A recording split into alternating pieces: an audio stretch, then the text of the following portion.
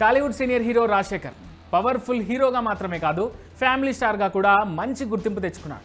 అయితే హీరోగా సక్సెస్ లేకపోవడంతో విలన్గా క్యారెక్టర్ ఆర్టిస్ట్గా రూటు మార్చాలనుకున్నారు రాజశేఖర్. ఈ మధ్యన నితిన్ ఎక్స్ట్రాడినరీ మూవీలో ఓ కీలక పాత్రలో నటించి మెప్పించారు.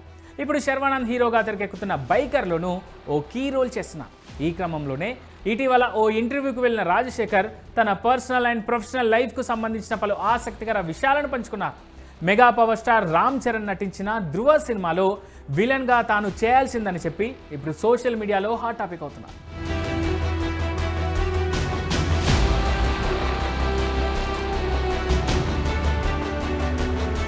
తనకు విలన్ పాత్రలు చేయాలని ఉందని చెప్పిన రాజశేఖర్ అయితే ఆ పాత్రలు రొటీన్గా కాకుండా డిఫరెంట్గా ఉండాలన్నారు. ఈ క్రమంలోనే రామ్ చరణ్ ధృవ సినిమాలో అరవింద్ స్వామి పోషించిన సిద్ధార్థ్ అభిమన్యు క్యారెక్టర్ తనకు బాగా నచ్చిందని చెప్పుకొచ్చాడు.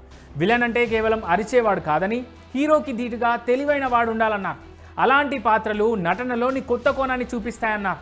అందుకే అప్పట్లో సిద్ధార్థ్ అభిమన్యు పాత్రను తాను చేయాలని అనుకున్నట్టు చెప్పుకొచ్చాడు. అనుకోవడమే కాదు, ఆ రోల్ తాను చేస్తానని అడిగినట్టు గుర్తు చేసుకున్నారు రాజశేఖర్.